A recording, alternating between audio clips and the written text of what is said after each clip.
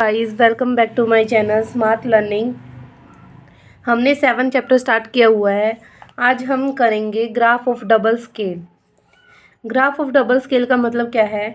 This type of graph are constructed when two variable are expressed. जब हमें दो variable given हो, जैसे यहाँ पे क्वांटिटी एंड प्राइस गिवन है, ठीक है, इन टू डिफरेंट यूनिट्स, और उनकी यूनिट भी क्या है, अलग अलग है। क्वांटिटी हमने टन में ली है और प्राइस हमने रन्स में ली है, मतलब रुपीज़ में लिए हैं। वी हैव टू स्केल, इसलिए हमें क्या करना होता है, दो स्केल लेने पड़ते हैं, one on the right and the other on the left. एक राइट साइड पे और एक लेफ्ट साइड पे, ठीक है। तो however each scale is made proportional to the respective average in order to facilitate comparison. हमने अपने अकॉर्डिंग स्केल ले लेना है। जैसे इन्होंने लिया 0 से 100 तक, 150, फिर 200, 250, 300, इस टाइप से, ठीक है। The average values of both variables are kept in the middle of the graph and the then scale are determined. अब जैसे हमारे पास क्या है, हमें ईयर्स सेम दिए हुए हैं, तो सबसे पहले हम एक लाइन लगा लेंगे। इस साइड भी लगा लिया हमने, ठीक है। फिर हमने क्या करा, यहाँ पे हमारे अपने ईयर ले लेंगे, यहाँ पे 0 आ जाएगा, ठीक है। और रीज़न मतलब यहाँ पे 2012, यहाँ पे 2013, 14, 15, 16, 17, 18 तक है। तो 18 तक जो हमारा आया है, वहाँ पे हम क्या कर देंगे, इसके स्केल की हेल्प से इसको ऐसे सीधा ले जाएंगे, ठीक है। यहाँ पे सीधा लेके जाने के बाद अब हमारा हम देखेंगे कि क्वांटिटी, यहाँ पे तो हमारे ईयर्स आ गए, ठीक है। यहाँ पे हमारे ईयर्स आ गए, यहाँ पे हम ले लेंगे क्वांटिटी। यहाँ पे मैंने ले ली क्वांटिटी और इन टर्न्स, और यहाँ पे आ जाएंगे हमारे प्राइस, ठीक है। प्राइस आ जाएगा, वो भी हमारे 1000 में है, 1000 रुपीज़ के अंदर। तो यहाँ पे हमने देखना है, अब स्टार्टिंग हमारी कहाँ से है, 120 है सबसे लोएस्ट। तो हम क्या करते हैं, 50-50 का गैप ले लो या फिर 100 का, ऐसे जैसे इन्होंने लिया हुआ है। तो हम लेते हैं 50, 100, 150, 200, 250, 300 एंड 350। जितने जितने गैप में हमने ये लिया है, उतने ही गैप में हम यहाँ प्राइस का रेट ले लेंगे, ठीक है। हाईएस्ट यहाँ पे हमें कितना दिया हुआ है, 23, हाईएस्ट 23 दिया है, और सबसे छोटा क्या दिया है, 6 गिवन है। तो हम यहाँ से 5 के गैप में कर लेते हैं, 5, 10, 15,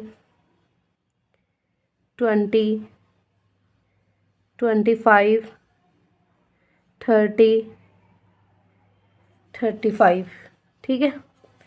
35 तक हो गया ऐसे। अब हम क्या करते हैं, इसको बंद करना है तो बंद कर लो, अदरवाइज ऐसे भी छोड़ सकते हैं। अब यहाँ पे देखो, सबसे पहले हमें दिया हुआ है 200, यहाँ पे हमें क्या दिया हुआ है, क्वांटिटी का 200।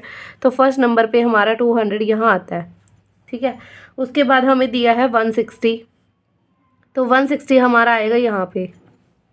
फिर हमें दिया हुआ 120, इसका 120 हमारा आ जाएगा यहाँ पे, ठीक है। फिर हमें दिया हुआ है 250, 250 आ जाएगा यहाँ पे। फिर हमें 270 गिवन है, 270 आ जाएगा 300 से नीचे यहाँ पे, ठीक है। फिर हमें गिवन है 190, यहाँ पे हमारा 190 कहाँ आएगा, यहाँ पे, ठीक है। फिर 220 गिवन है, 220 हमारा इस लाइन पे आ जाएगा, और यहाँ आ जाएगा 220। अब हमने यहाँ बॉक्स बना के लिख देना है कि क्वांटिटी को हमने क्या लिया है, स्ट्रेट लाइन ली है, और प्राइस को हमने क्या लिया है, ब्रेक लाइन ली है। तो यहाँ पे हम इसको मिला देंगे ऐसे करके, स्केल की हेल्प से मिलाना चाहो स्केल की हेल्प से मिला लेना, अदरवाइज ऐसे भी कोई गलत नहीं है, मतलब हमारी जो लाइन्स है वो सीधी लगनी चाहिए, बट ठीक है। अब हमारा प्राइस कितना गिवन है, यहाँ हमें 16 गिवन है फर्स्ट नंबर पे, ठीक है। तो यहाँ 16 का मतलब क्या है, इसके अकॉर्डिंग चलेंगे। यहाँ पे 16 हमारा बनता है यहाँ पे, ठीक है। फिर हमारा क्या दिया हुआ है, 6, यहाँ पे हमारा 6 आ जाएगा यहाँ पे। फिर हमें क्या दिया हुआ है, 10, इसके अकॉर्डिंग 10 हमारा आ जाएगा यहाँ पे। फिर हमारा दिया हुआ 20 हमारा आएगा यहाँ पे। ठीक है गाइज, ऐसे हमने मिला देना, मतलब इस स्केल के अकॉर्डिंग हम यहाँ पे पॉइंट प्लॉट करेंगे। फिर हमें 23 गिवन है, 23 हमारा कहाँ आएगा, यहाँ पे। ठीक है, फिर हमें क्या गिवन है, 13.5, 13.5 हमें कहाँ मिलेगा, यहाँ पे। फिर हमें क्या गिवन है, 15, फिर हमारा 15 यहाँ पे। फिर हम इसको क्या कर देंगे, मिला देंगे।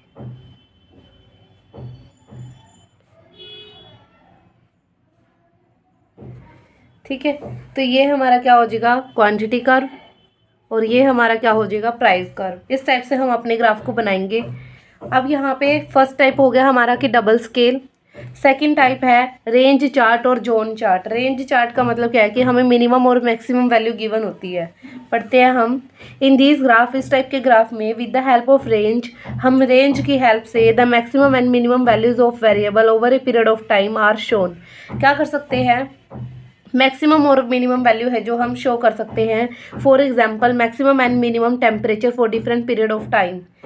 हमें क्या दिया हुआ है, मैक्सिमम टेम्परेचर दिया होगा कि इतना मैक्सिमम होता है इस टाइम पे और इतना मिनिमम हो सकता है। ठीक है, मिनिमम प्राइस और maximum price of a commodity या फिर शेयर के, ठीक है, of some company for different period, कि इस टाइम पीरियड तक इतना मैक्सिमम हो सकता है, इतना मिनिमम हो सकता है, मतलब इसके बीच में रहेगा जो भी रहेगा। ठीक है, for constructing the range chart, इस रेंज चार्ट को कंस्ट्रक्ट करने के लिए we take time on X axis. X axis पे हम क्या लेंगे, टाइम लेंगे, and the given variable on the Y axis, और वेरिएबल कहाँ लेंगे, वाई एक्सिस पे लेंगे। ठीक है, then we draw two curves by plotting the given data.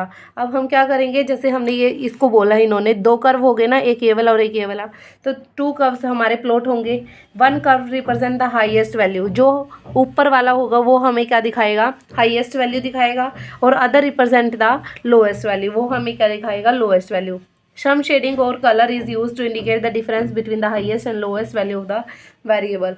फिर इसको हम क्या करेंगे, जैसे इनके बीच में डिफरेंस बन रहा है, तो हम इसको क्या करेंगे, शेड कर देंगे। फिर ये अगर हम इसको शेड कर देते तो ये हमारा क्या बन जाता है, रेंज चार्ट। ठीक है, तो कुछ भी नहीं है, बिल्कुल वही है, पॉइंट्स हमें खुद ही दिए होंगे। ठीक है, हमने सिर्फ प्लॉट करना है, फिर उसके जो बीच का एरिया उसको शेड कर देना है बस। ठीक है, अब यहाँ पे रेंज चार्ट के लिए हमें ईयर दिया है, हाईएस्ट प्राइस गिवन है और लोएस्ट प्राइस गिवन है। तो सबसे पहले हमें, मैंने बताया जैसे कि एक्स एक्सिस पे हम क्या लेंगे, टाइम पीरियड लेते हैं।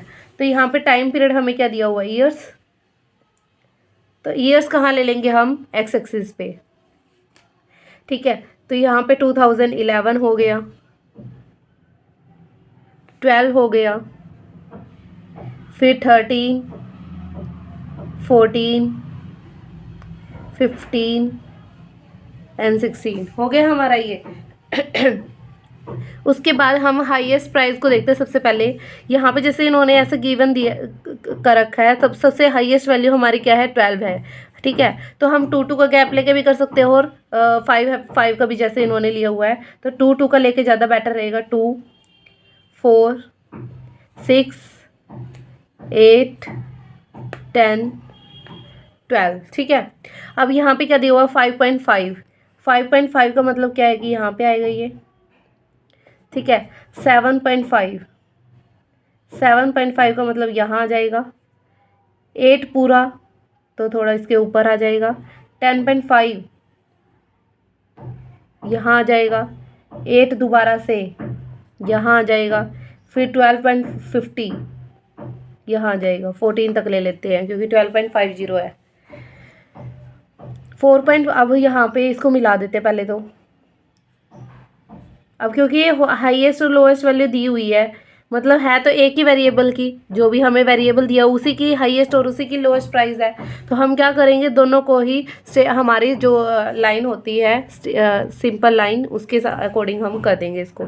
यहाँ लिख देंगे कि हाईएस्ट कर्व है। ठीक है, उसके बाद लोएस्ट क्या दी हुई है, 4.5, तो 4.5 यहाँ आ जाएगा। फिर हमें क्या दिया हुआ है, 5, तो 5 हमारा यहाँ आ जाएगा। फिर क्या दिया हुआ है, 6.5, 6.5 यहाँ आ जाएगा। फिर क्या दिया हुआ है, 8.5, 8.5 यहाँ आ जाएगा। फिर उसके बाद हमें गिवन है 7, 7 हमारा यहाँ आ जाएगा। फिर हमें क्या दिया हुआ है, 10, 10 हमारा यहाँ आ जाएगा। तो इसको भी ऐसे ही मिला देंगे जैसे हमने ये मिलाया है। ठीक है, सिंपल मिला दिया। अब यहाँ पे तो जैसे ये सीधा लाइन लगानी ही है हमने। तो उसके बाद इसको क्या कर देंगे, शेड कर देंगे, कलर के साथ कर लो, पेंसिल के साथ कर लो, ठीक है। तो ये हमारा क्या बन गया, रेंज चार्ट। यहाँ पे हमने क्या लिखा, ईयर, यहाँ पे हमने क्या लिखा, प्राइस। आई होप आपको ईजिली मतलब अच्छे से समझ आया होगा, ठीक है। तो यहाँ पे हमारे दो कर्व हो गए, एक तो रेंज चार्ट, ठीक है, रेंज चार्ट और जोन चार्ट। इसको जोन चार्ट भी बोल सकते हो और रेंज चार्ट भी। तो आपको नाम याद करके जाने पड़ेंगे क्योंकि थ्योरी भी आती है बीकॉम मैथ में, ठीक है। तो यहाँ पे हमें हमसे पूछ सकता है कि how to what is the range chart and explain about the range chart and make with an example, कि फिर हमें एग्जाम्पल भी लेना पड़ेगा साथ में, ठीक है, और ड्रॉ भी करके आना पड़ेगा। तो फुल फ्लैश क्वेश्चन भी बन सकता है और शॉर्ट में भी आ सकता है ये। तो हमारे 2 पॉइंट हो गए हैं। थर्ड पॉइंट है बैंड ग्राफ और कर्व। क्या है बैंड ग्राफ, इसमें क्या है कि हम कुछ कुछ पोर्शन ऐसे लेके चलते हैं। दिस टाइप ऑफ ग्राफ और curve show the total for successive time period. हम क्या दिखा के चलते हैं कि टोटल, और उसको क्या करते हैं, ब्रोकन अप इनटू सब टोटल। उसको एक टोटल लेके चलते हैं, ठीक है, उसको क्या करते हैं फिर सब टोटल में ब्रोकन करते रहते हैं, तोड़ते रहते हैं। For each part of the total, हर एक पार्ट को एक्सप्लेन भी कर देते हैं कि ये पार्ट इसके लिए है, ठीक है। It shows the distribution of the proportion of the individual item comprising the aggregate. जो इंडिविजुअल आइटम्स है उनको कंप्राइज कर दे, अगर उनको जोड़ दे तो वो क्या बना देता है, एग्रीगेट बना देता है, मतलब टोटल हो जाता है। The different component part of the aggregate are plotted one over the other. जो डिफरेंट, जैसे यहाँ पे फूड, क्लोथिंग अलग अलग दी हुई है, तो फूड के ऊपर क्या आ जाएगा, क्लोथिंग, क्लोथिंग के ऊपर क्या आ जाएगा, फ्यूल एंड इलेक्ट्रिसिटी, उसके ऊपर क्या आ जाएगा, अदर्स, ठीक है। तो इस टाइप से। उसके बाद क्या है, and gap between the successive lines are filled by different shade. जैसे हमने बैंड चार्ट इसमें करा, ठीक है, रेंज चार्ट में, तो इसमें हमने क्या करा था कि शेड कर दिया था, सिंपल एक ही शेड करी है। यहाँ पे जैसे कि हमारे पास वेरिएबल्स ज़्यादा है तो हम अपने शेड को भी क्या रखेंगे, अलग अलग। जैसे कि इस एग्जाम्पल में दिखाया हुआ है, पहले हमने टेढ़ी लाइन ली हुई है, फिर हमने सीधी मतलब वर्टिकल लाइन ली हुई है, फिर हमने हॉरिजॉन्टल लाइन ले ली, फिर हमने ब्रोकन लाइन ले ली, ठीक है। तो ऐसे हमने इसको 4 अलग अलग शेड में शेड कर दिया। उसके बाद क्या है, कलर्स का भी यूज़ कर सकते हैं। So that the chart appears in the series of bands, ठीक है। Such a chart can also be applied when the data are put to percentage form. जब हमने परसेंटेज फॉर्म में अगर चेंज करना हो तो उस फॉर्म में के लिए भी हम इसको अप्लाई कर सकते हैं। वे different bands will represent the percentage of each components and the whole chart will depict 100%। और वो जो पूरा चार्ट है वो हमें क्या देता है, 100% देता है, ठीक है। जो हमारी ये होती है, मतलब ये तो हमने अलग अलग परसेंटेज होगी, अगर इनको टोटल कंबाइन करें तो वो हमें क्या देता है, 100%। अब इस क्वेश्चन को करना कैसे है, सबसे पहले फूड दिया हुआ है, फिर उसके बाद क्लोथिंग दी हुई है, उसके बाद फ्यूल इलेक्ट्रिसिटी गिवन है, उसके बाद अदर गिवन है। सबका टोटल कर लिया, 28, 7 और 15 को ऐड करके 50 आया। 21, 10, 8 और 11 को ऐड करके 50 आया। 25, 9, 12 और 14 को ऐड करके 60 आया। 28, 10, 14, 16 को ऐड करके 68 आया। 30, 12, 12, 18 को ऐड करके क्या आया, 72 आया। उसके बाद हमने क्या करना है, जैसा कि हमें पता ही है, एक्स एक्सिस पे हमने क्या लेना है,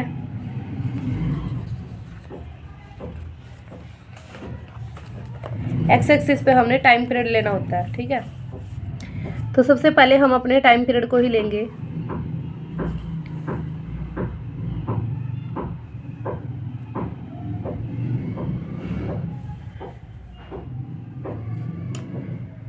टू 2015, 16, 17, 18, क्योंकि इन्होंने कहा हुआ है कि हमने बैंड ग्राफ बनाना है, तो आपको पता चल जाएगा अगर आपको एक्सप्लेन वो पता है इनकी डेफिनेशंस क्या क्या होती है, ठीक है, तो आपको पता चल जाएगा कि आपने करना क्या है। अब यहाँ पे हमें क्या दिया हुआ है, 20। अगर अलग अलग तो हम लेके जा नहीं सकते उसमें बैंड में, तो हमने क्या करना होता है, इसके टोटल के अकॉर्डिंग ले लो नंबर, ठीक है। तो हम 10 का गैप ले लेते हैं, या फिर हाईएस्ट हमारा 72 है, ठीक है, 10 का ही ले लेते हैं। 10, 20, 30, 40, 50, 60, 70, 80, हो गया 80 तक। उसके बाद सबसे पहले तो फूड को ही कर लो ड्रॉ, ठीक है। फूड का क्या है सबसे पहले, क्योंकि ये सबसे फर्स्ट नंबर पे है तो इसको इजीली ड्रॉ कर सकते हैं। सबसे पहले क्या है 20, हमने ले लिया 20, ठीक है। उसके बाद हमें क्या दिया हुआ है 8। जैसे इन्होंने 2015 को यहीं पे लिया हो तो आप यहाँ पे भी ले सकते हैं, ठीक है। स्टार्टिंग यहीं से कर लेते हैं।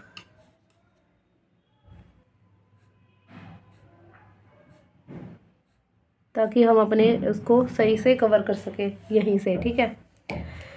तो 2015 के लिए हमें 20 गिवन है तो यहाँ आ जाएगा। फिर हमें 21 गिवन है तो इससे थोड़ा सा ऊपर। फिर हमें क्या गिवन है 25 हो जाएगा यहाँ पे, ठीक है। फिर हमें 28 गिवन है, इससे थोड़ा ऊपर। फिर हमें पूरा 30 गिवन है तो ये लाइन। अब इसको मिला देंगे, इस लाइन को भी हम ले लेते हैं, ठीक है, ताकि हम इसको क्या कर सके ड्रॉ। साथ में लिख देंगे हम यहाँ पे फूड, या फिर यहाँ भी लिख सकते हो। फूड के लिए हमने क्या लगाई है टेढ़ी लाइन, ठीक है। हो गया इतना।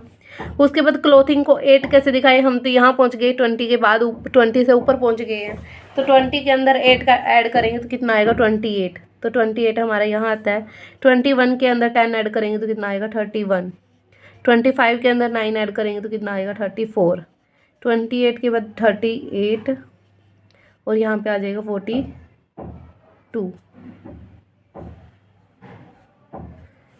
तो यहाँ पे हम क्या करते हैं सीधी लाइन ले लेते हैं, ठीक है। ये हमारा क्या है क्लोथिंग। तो क्लोथिंग के लिए क्या लिया सीधी लाइन, वर्टिकल लाइन भी बोल सकते हैं। उसके बाद क्या है 28, जैसे अब यहाँ पे क्या गया तो 28 + 7 कितना हो जाएगा 35। तो 35 यहाँ आएगा।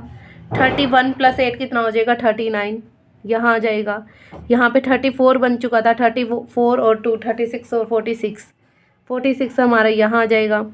यहाँ पे 38 हो गया था, 42 एंड 52 यहाँ आ जाएगा। फिर 42 यहाँ था, 44 और यहाँ आ जाएगा 54।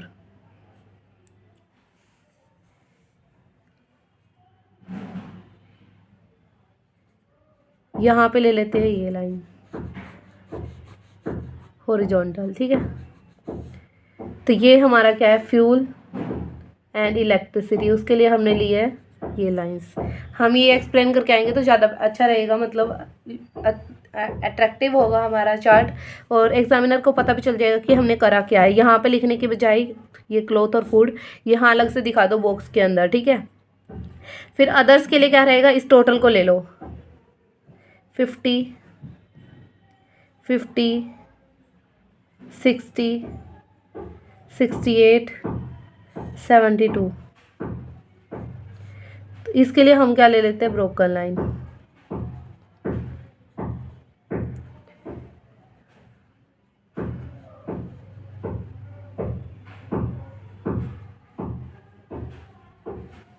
ठीक है, ये हमारा क्या है, तो ये हमारा क्या बन गया ग्राफ, ठीक है। आपको ये सब लिखना हो लिख देना कि हमने ये लिया। फिर for plotting first line which represent food we take original value. Second line के लिए हमने क्या करा, we add the figure of food and clothing, जैसे कि मैंने 28 किया था।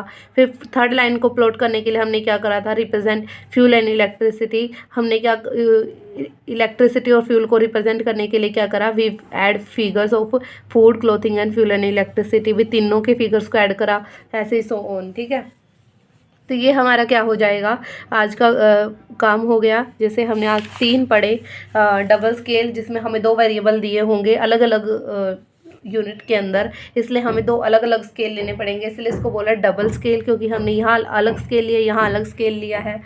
रेंज चार्ट और जोन चार्ट, इसमें होता है हमें मैक्सिमम और मिनिमम वैल्यू गिवन होगी, ठीक है। पहले हम हाईएस्ट वैल्यू को ड्रॉ करेंगे, फिर लोएस्ट वैल्यू को ड्रॉ करेंगे। उसके बाद हमने बैंड ग्राफ सीखा आज और कर्व, ठीक है। उसमें हमें क्या करना होता है, हमें कई सारी जो है वेरिएबल दिए होंगे। सबसे पहले हम फर्स्ट को करेंगे, सेकंड के लिए दोनों को कंबाइन करेंगे, थर्ड के लिए तीनों को कंबाइन करेंगे और फोर्थ के लिए टोटल ले लेंगे, ठीक है। और उनको अलग अलग शेड से फिल कर देंगे। तो ये था हमारा बैंड ग्राफ। उसके बाद जो फ्रीक्वेंसी डिस्ट्रीब्यूशन वाले क्वेश्चन आ जाते हैं वो हम करेंगे कल आने वाली वीडियो में, ठीक है। जल्दी ही हम इस चैप्टर को ख़त्म करके फिर 8th चैप्टर पे आएंगे, ठीक है guys. Thank you for watching my video.